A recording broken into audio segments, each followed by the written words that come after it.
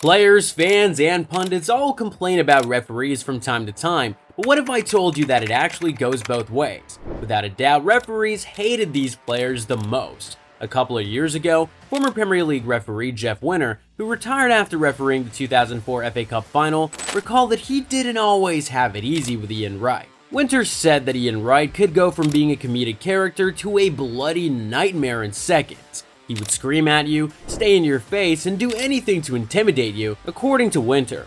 Former Premier League official David Elleray also shared the same thought, describing Wright as mercurial. But Elleray also had something to say about this next player. Just like Wright, the former ref said that Gascoigne veered from friendly and funny to abusive and horrible. It must have been pretty hard to imagine what refs really felt deep down about the Englishman. This guy once pulled a stunt by booking a referee. The ref, however, didn't find it funny and booked Gascoigne in return. What in the world? But that was just one side to Gascoigne.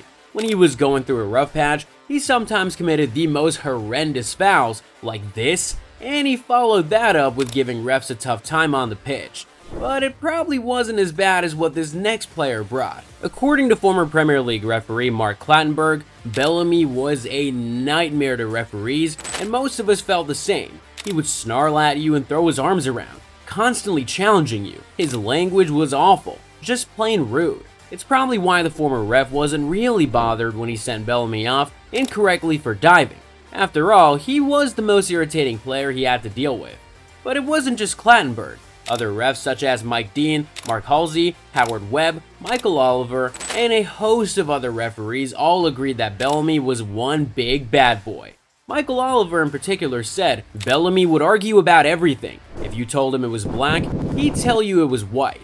That's how bad it got. The former Newcastle United, Manchester City, and Liverpool forward Bellamy was quite a character, to be honest, because who pours a bottle of water on a referee? That was the kind of uncertainty that Bellamy brought to the game, and it wasn't just the refs who were affected. Fans and his own teammates were not spared. But let's switch gears a little bit and talk about a player who once intimidated referees to the extent that they sometimes changed their decisions so that they wouldn't piss him off. Clattenburg also revealed that while Roy Keane could be a gentleman if he wanted to, he often bullied referees. According to Clattenburg, you just couldn't trust Keane because you never knew if he was going to blow up or do something nasty. He added that the Irishman's pathologic desire to always be the hard man caused problems for not just him, but other referees. Clattenburg then revealed that he once changed his mind on a decision after seeing Keane's reaction towards him. In what was a clear goal kick, Keane screamed so hard at the ref that he overturned the decision for a corner kick. Safe to say that he wanted no smoke with Keane. But this next player wasn't exactly physical, he preferred to get into your head. Ferdinand was particularly difficult to ref according to many officials during the Fergie era, because he was always trying to play mind games. He would try to get under your skin so that the next decision would favor him. Clattenburg said he was such a difficult player to referee as he was always in your face. When I got older and a bit wiser, he probably left us alone more. If you were an inexperienced referee against Ferdinand, forget it. You weren't gonna get any breathing space from him. Well, that isn't exactly the worst thing in the world, because this other defender bagged himself a degree in theatrics. The Portuguese defender is still going strong, nearing his 41st birthday. But for those of us who know him very well, it is safe to say that no ref enjoyed being in the middle of his acting on the pitch. The general narrative that referees had about him was that he was always difficult because he tried to frame stuff and wind attackers up to get them sent off. Despite being tough as nails, you could also see Pepe going down at the slightest touch and rolling over the pitch to influence ref decisions. You always had to be on your guard because Pepe was another player you just couldn't trust as a referee. According to Clattenburg, a game could be easy and straightforward, then Pepe would do something sly. Well, if anything, it only made the good old El Clasico days more feisty and colorful.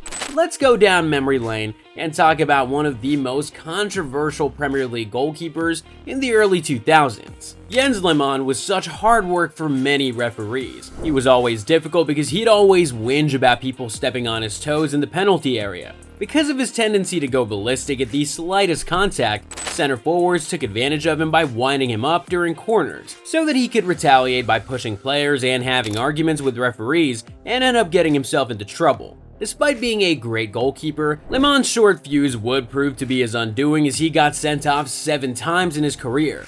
Well, at least he didn't elbow players like this next person. The Swedish former striker Zlatan Ibrahimovic was one hell of a player. At one moment he was scoring acrobatic elbows, but the very next moment he was beating opponents up like the black belt holder that he is. As the Times wrote, Zlatan has the sharpest elbows in Europe, and isn't fussy where he sticks them.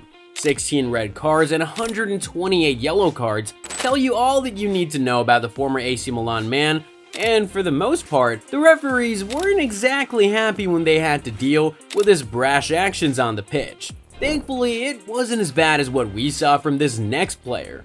Barton was labeled the dirtiest player in the Premier League. No thanks to the high number of fouls that he has committed during his career. His ultra-aggressive physical approach was often criticized as being aggressive, which was reflected in his dozens of bookings. The referees didn't find it pretty either, as they had to deal with the atrocities that he committed on the pitch.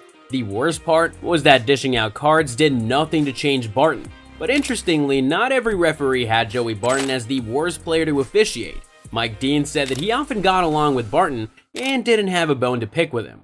But here's an interesting pick that we found.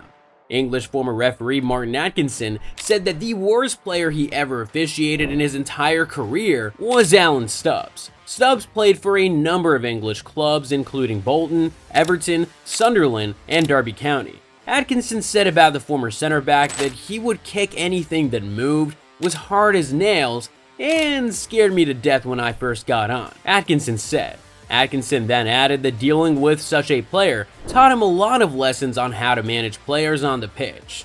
But Alan Stubbs wasn't the only Alan who troubled referees.